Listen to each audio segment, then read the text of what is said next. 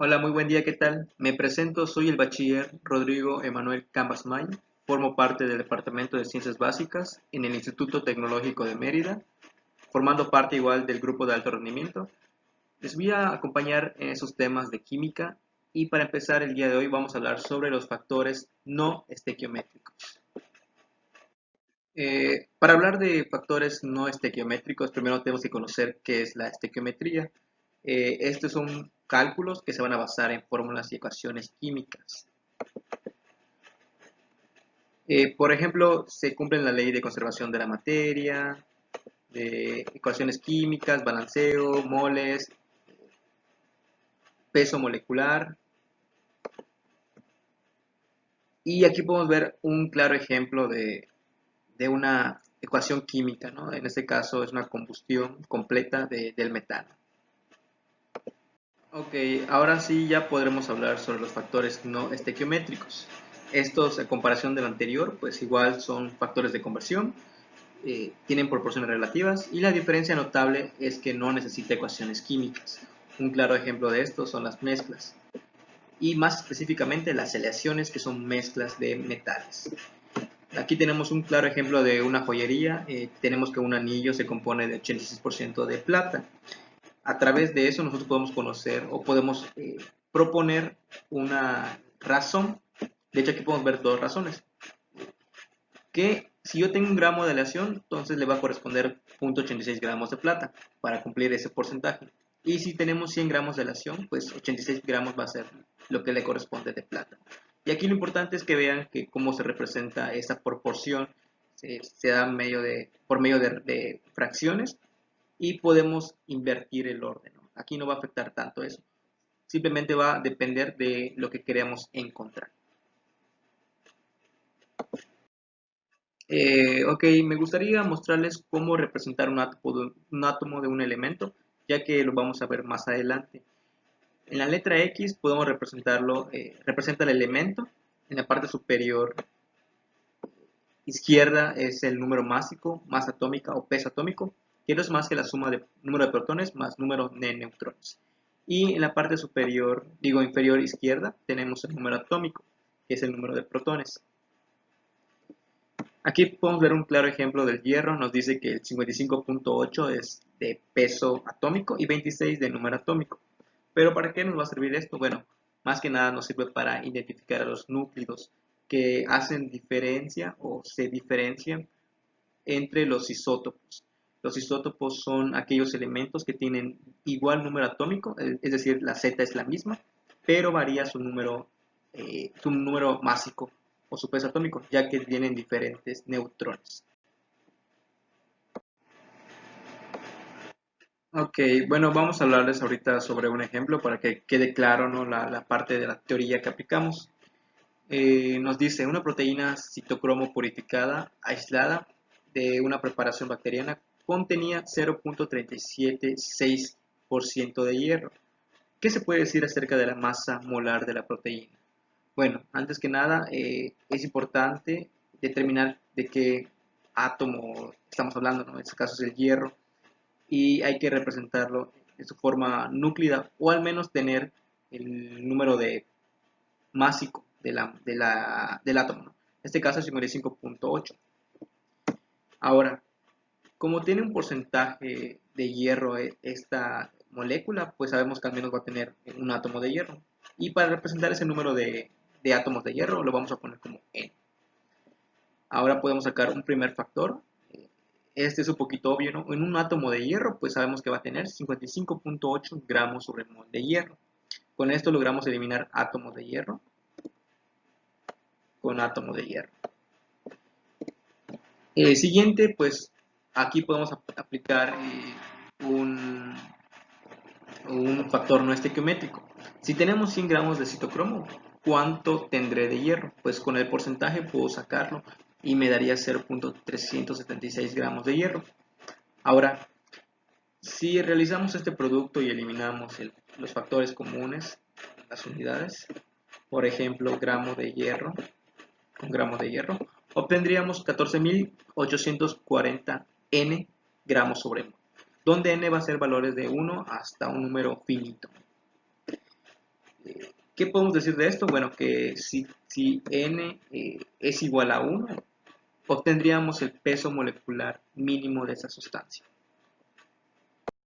Bueno, pues ahorita les voy a platicar sobre un dato importante de los factores no estequiométricos. Es útil para determinar la masa molar mínima, como lo vimos en el ejercicio anterior, de una sustancia macromolecular. Macromoleculares pues son sustancias muy grandes, ¿no? Como el ADN, que al ser muy grandes y nos cuesta trabajo analizarlo por completo y a veces solo nos interesan un elemento, ¿no? Por ejemplo, el nitrógeno. Entonces, yo puedo utilizar un factor no estequiométrico para analizar ese elemento sin meterme con todo el componente. Y para acabar esta parte, me gustaría dejarles un ejercicio de repaso para que practiquen y ahí les doy la respuesta en color rojo. Ahora sí, prosiguiendo con el programa, les voy a hablar sobre las masas moleculares nuclíticas y fórmulas químicas. Con anterioridad les había hablado sobre los núclidos, ¿no? Ahorita vamos a hablar sobre la masa molecular nuclídica.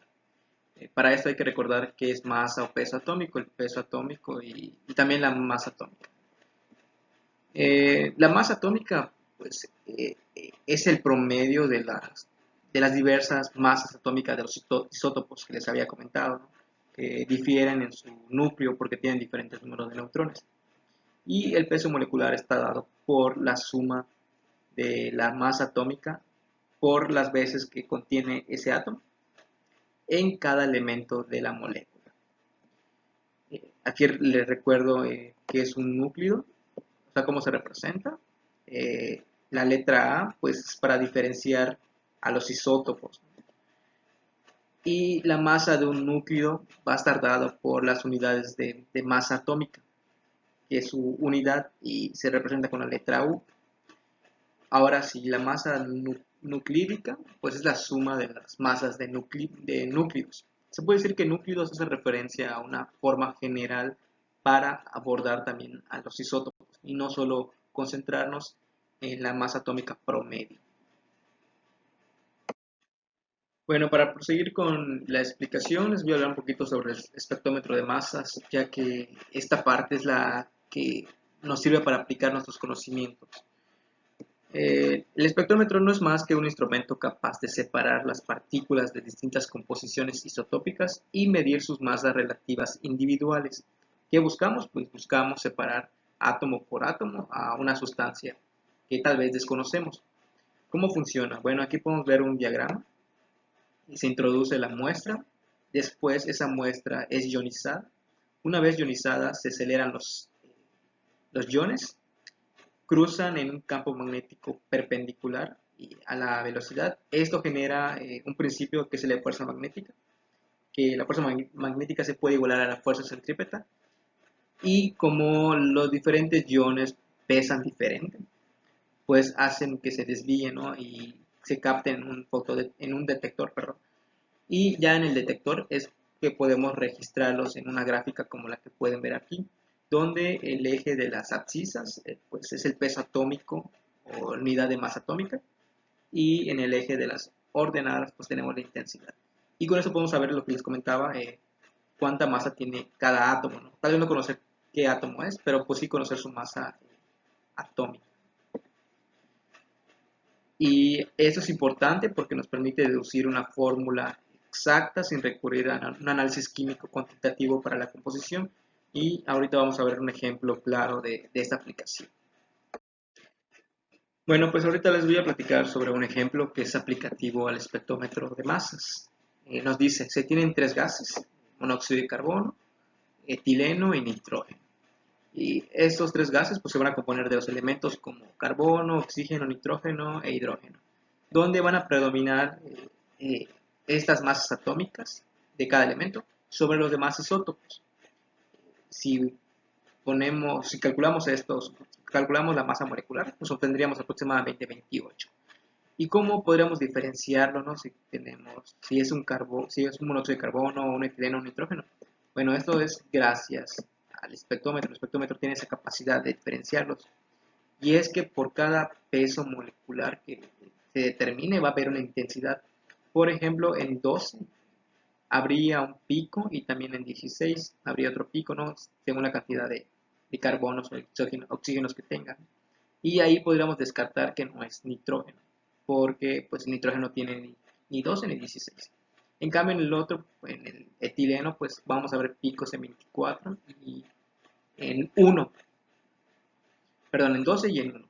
Y pues en 12 pues habrían como que una cantidad de intensidad y también en el 1. Pues ahí podríamos decir que pues el 1 conocemos que cuál es la masa atómica de este elemento, es el hidrógeno. Pues ahí podemos descartar, por ejemplo, el monóxido de carbono y así, por ejemplo, con el nitrógeno. Entonces, el espectrómetro de masas pues, es muy útil y es muy preciso igual, ya que nos permite saber qué cantidad de masa atómica hay de cada elemento. Bueno, para continuar, vamos a hablar sobre otro ejemplo, este un poquito más específico en química, para que quede un poquito más claro, ¿no? Nos dice, calcula la fórmula de un compuesto orgánico cuyas especies de núcleos dominantes hacen que su masa molecular precisa sea de 44.025. Se sabe que los compuestos que van a estar incluidos, pues es el carbono, hidrógeno, oxígeno y nitrógeno, y no hay otro.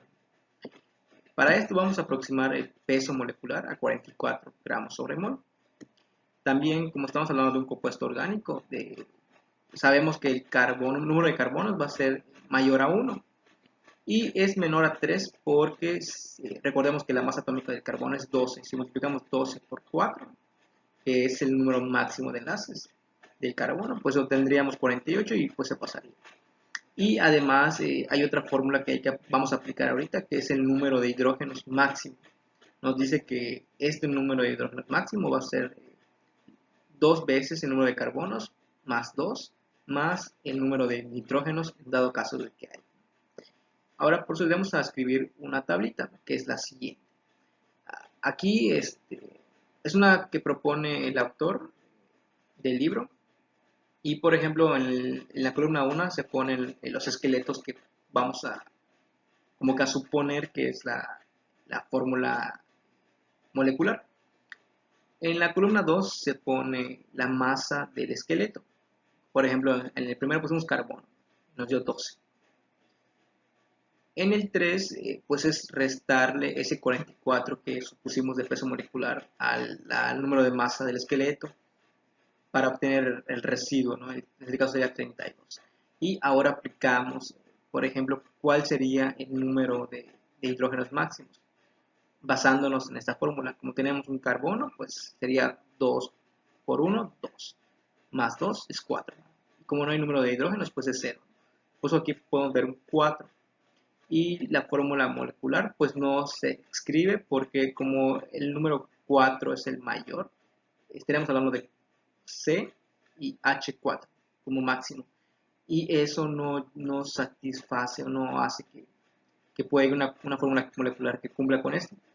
En cambio, por ejemplo, si vemos el C3, pues aquí si multiplicamos 12 por 3, que es la masa atómica del carbono, nos daría 36 de la masa del esqueleto. Si restamos 44 menos 36 nos daría 8. Ahora si sacamos cuántos hidrógenos tendríamos como máximo, sería 3 por 2, 6, más 2, 8. Sería 8. Y 8 pues corresponde también a 8, o sea, esos 8 pueden ocupar esos 8 lugares. Y tendríamos C3H8. Y si sacamos su fórmula, su masa molar de ese, de ese núcleo, nos daría 44.063. Y así sucesivamente se realiza por medio de suposiciones. El chiste es que una vez que ya tengamos la masa molar nucleítica, vamos a compararla, cuál se acerca más a la masa propuesta. Y resulta que el C2O, pues es el que tiene la masa molecular más cercana, ¿no? Y pues decimos que esta es la correcta. Bueno, y con esto concluimos. Espero que no haya quedado dudas. Si es así, pueden contactarnos a cualquiera de nosotros. Estamos en el departamento de Ciencias Básicas y nos vemos hasta la próxima. Gracias.